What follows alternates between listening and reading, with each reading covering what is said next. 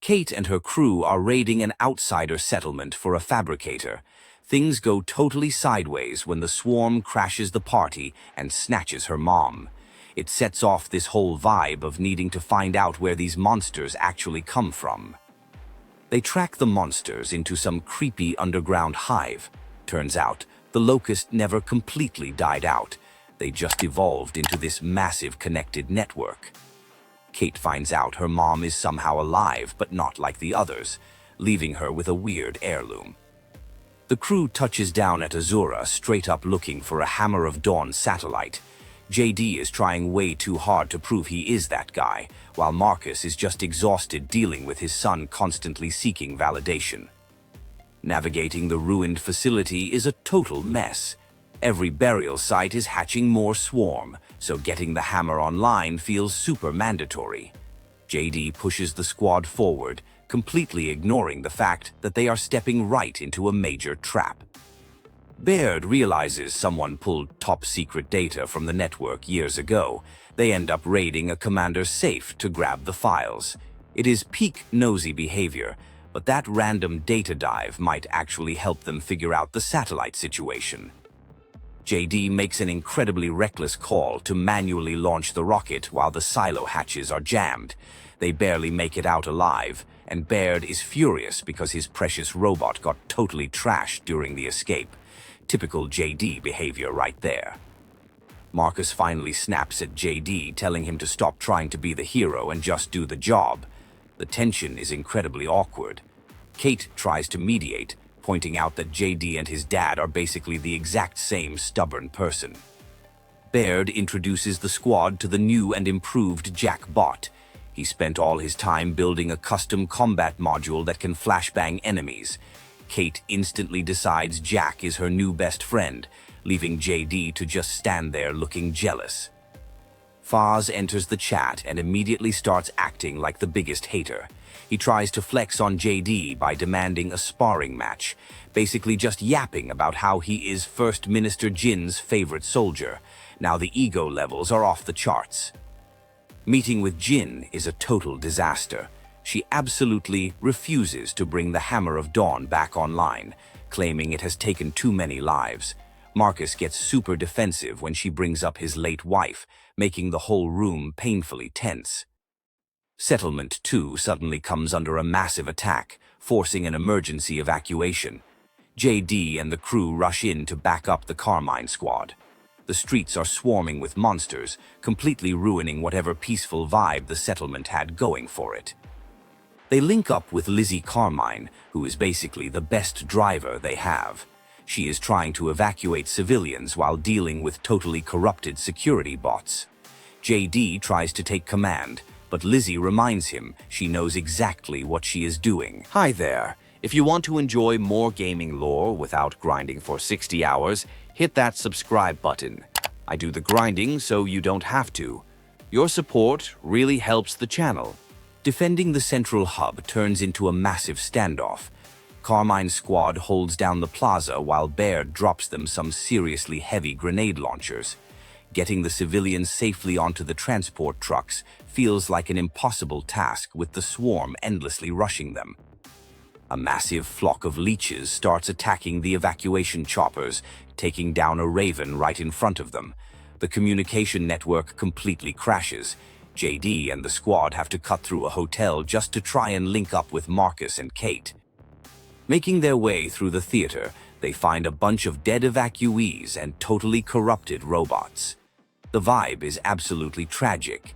They just have to keep quiet, clear out the hostiles, and try to regroup with the rest of the survivors outside. A protester calls JD out, revealing that he actually ordered the shots on peaceful civilians months ago. Dell is crushed finding out his friend is capable of that. JD tries to justify his messed up actions, but the damage is totally done. In a desperate move, JD forces Baird to fire the Hammer of Dawn without proper coordinates. The targeting glitches out and blasts the convoy.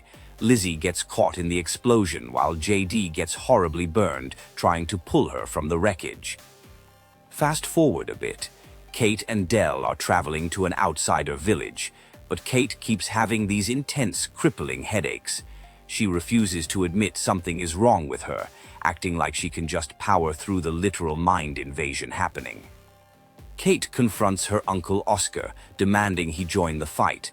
He refuses to align with the Kyug, telling her to leave. The conversation is heavy, with Kait basically threatening to bury them all if they try to survive the swarm completely alone. A snatcher drags Oscar away, and Kait has a terrifying vision where she is literally controlling the swarm that kills him. She wakes up traumatized, realizing she might be a total weapon for the enemy. The guilt is absolutely eating her alive. Kait decides she cannot ignore the visions anymore and demands to go find answers at a secret facility up north. JD tries to pull rank and order them back to base, but Kait rejects his authority. Del chooses to ride with Kait instead. Out in the freezing wilderness, Kait and Del navigate the ice on a wind skiff. They finally locate the New Hope facility, disguised as a shipping depot. The whole place radiates bad vibes, covered in old cog seals and frozen over completely. Inside New Hope, they run into a massive warden and discover some seriously twisted experiments. They find observation rooms where kids were locked up and tested on. Kait realizes the SOG has been hiding some incredibly dark secrets about where she comes from. They activate Niles, an AI construct of the creepy scientist who ran the place. He yaps endlessly about his research while keeping things weirdly cryptic. They manage to download corrupted files, mentioning a secret lab at Mount Kadar before the system goes totally hostile. Niles triggers a toxic gas protocol, forcing Kait and Del to sprint for their lives. They barely make it out of the facility by busting through the roof. The New Hope field trip was basically the most unpleasant learning experience of all time. To track the Kadar signal, they have to access abandoned comm towers in a massive blizzard. The weather is aggressively awful. They find frozen outsiders who try to survive out there, proving that living off the grid is basically a complete nightmare. Realizing the lab is buried under unbreakable ice, they raid an old rare metals mine for explosives. They find a bunch of phosphorus fuel that reacts violently with oxygen and water. Del flexes his chemistry knowledge while Kait just wants to blow stuff up. They trigger the phosphorus explosion, melting the ice and dropping straight into the hidden Mount Kadar lab. It is highly classified and heavily defended by automated security. Niles welcomes them over the intercom, acting like they are long-lost family coming home. Niles finally drops the massive lore. He reveals that the Locust were created by combining minor children with subterranean creatures. The biggest shocker is that Queen Myrrah was the perfect hybrid, and Kait is literally her granddaughter. The family tree is beyond toxic. Kait gets strapped into a terrifying machine to sever her genetic connection to the swarm hivemind. Niles promises it is just a minor brain zap, but it is super sketchy. The process inadvertently awakens Reyna, turning her into the brand new Swarm Queen. Niles realizes he messed up massively when the matriarch breaks free and absolutely destroys him. Kait and Del are trapped in cryogenic lockdown and have to use Niles' severed hand to open the doors. It is a wildly unhinged escape room situation. They are forced to fight the matriarch by tricking it into freezing water and shattering it. Kait realizes her mom is basically gone, replaced by a fully autonomous Swarm Queen. Their attempt to fix things just made the global situation 1,000 times worse. Back on the skiff, they regroup with Baird and head to Vasgar to find UIR Hammer of Dawn satellites. The desert is full of red sand and angry nomads. They meet Paduk, an old war veteran who completely despises the Cog and kids. But Baird installs a massive shield upgrade for Jack while they plan the rocket assembly. Paduk admits his people are getting wrecked by the swarm and asks for help restoring their water tower. It is basically a side quest they cannot refuse right now. JD and Faz suddenly show up in the desert looking for redemption. JD admits he was acting terribly and actually wants to help them finish the mission. Kait is super hesitant, but they need all the firepower they can get for this rocket heist. Exploring the abandoned UIR Cosmodrome, they find the rocket hangar completely empty. Jack has to hack into a severely infected mainframe to figure out where the parts went. Dealing with vintage malware while hunting for super weapons is a very specific type of annoying. They locate the nose cone and have to operate a massive gantry to load the satellites.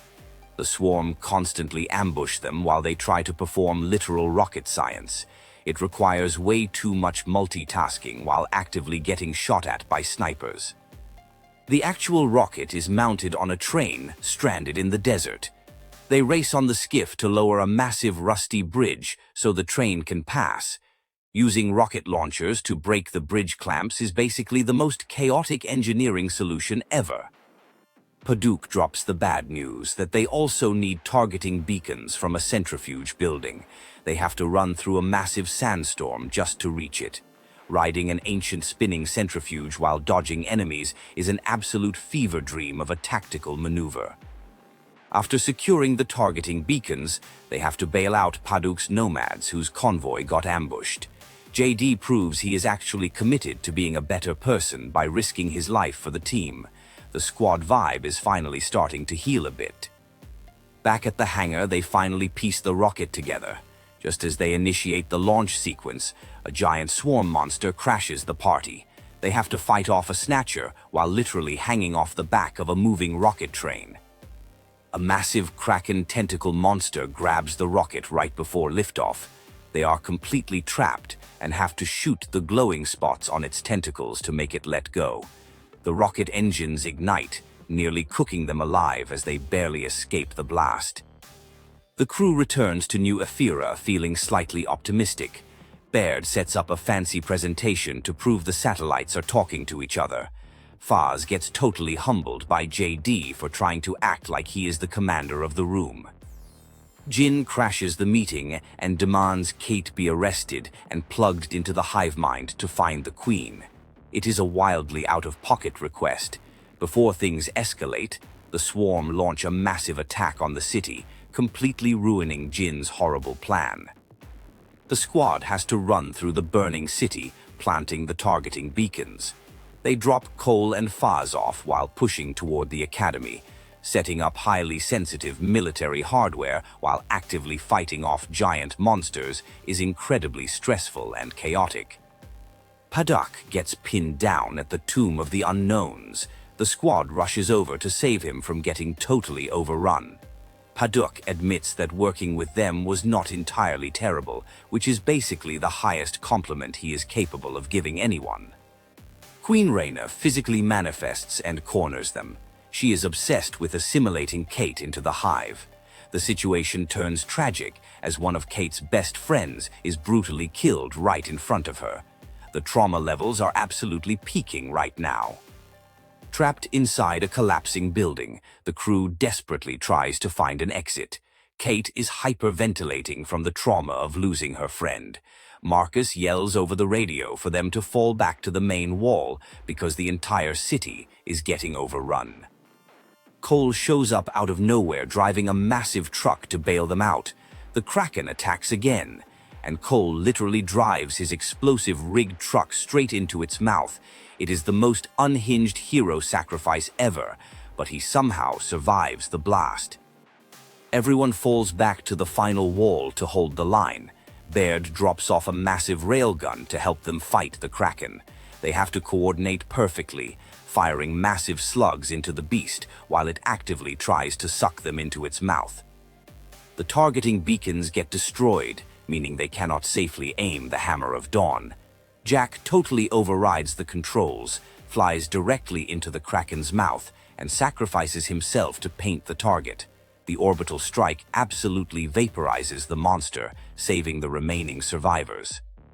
The main crew stands over the ruined city. Kait looks at her grandmother's necklace, fully realizing that Reyna will be back. The war is far from over, but they are ready to hunt her down. The vibe shifts entirely to getting revenge. The story cuts to a totally different squad. Keegan, Lani, and Mac are crashing in a condor onto a volcanic island. Mac is yapping about a terrible childhood birthday party while they literally brace for impact. Peak compartmentalization during a literal plane crash. Navigating the jungle wreckage, they realize this island is absolutely crawling with swarm. Mac keeps relying on sheer dumb luck, calling himself lucky while nearly dying multiple times. Keegan is just trying to establish some basic military order in the chaos. They are cornered by monsters at the cockpit wreckage until a pilot named Tak rescues them. They link up with Colonel Hoffman and Hannah Cole, who explain this is a covert op. Hannah is basically a genius scientist with major daddy issues. The new mission is to infiltrate the Sanctum bunker and plant a venom bomb to destroy the hive. Keegan uses his old Onyx guard codes to get them inside. The facility was supposed to save VIPs, but just became a fancy tomb instead. Fighting their way down the volcano shafts, they realize dropping a bomb is going to be incredibly difficult. Mac gets super cynical, arguing that the cog just leaves messes everywhere. They have to dodge actual jets of fire and sniper fire constantly. They are forced to detonate the bomb early because they are completely overwhelmed. To escape the blast, they literally ride a massive metal door down a river of lava. It is the most ridiculous action movie escape tactic that somehow keeps them alive. On the beach, they realize the venom gas totally failed to kill the swarm. Lani remembers her grandmother's stories about a mythical bird called the Wakatu on a neighboring island. They decide to go hunt it down for a much stronger venom sample. Arriving on the island of Wailea, they find Lani's ancestral village abandoned. They discover ancient scrolls explaining the Wakatu is not just a myth, but a real apex predator. The village was supposed to be safe, but the swarm found it anyway. They figure out the swarm traveled between the islands using underwater lava tubes. Mac decides the best way to infiltrate the hive is to let a snatcher swallow him alive. It is a wildly dangerous plan, but Hannah thinks she can track him. Mac gets snatched up and taken back to Pahanu. He manages to cut himself out of the pod just in time. The trauma of being inside the beast forces him to confront the loss of his own son, making the mission intensely personal for him. Keegan realizes Hoffman went completely rogue, and this is not an official COG mission. They debate quitting, but Mac refuses to walk away. They all agree to keep fighting, not for the government, but to actually make a difference and save people. Deep in the jungle, they have to fight through malfunctioning security bots and heavy swarm forces. Lani embraces her heritage, using the ancestral path to guide them toward the Wakatu's nest. The squad dynamic finally clicks as they stop fighting each other. They finally face the Wakatu in its nest. Instead of killing it, they manage to extract the venom while fighting off the massive bird. The squad survives the impossible hunt, securing the weapon they need to actually wipe out the swarm hives for good. Gaming lore is long and confusing, but I break it down every week. Subscribe so you never miss a plot twist or hidden detail. Thanks for watching.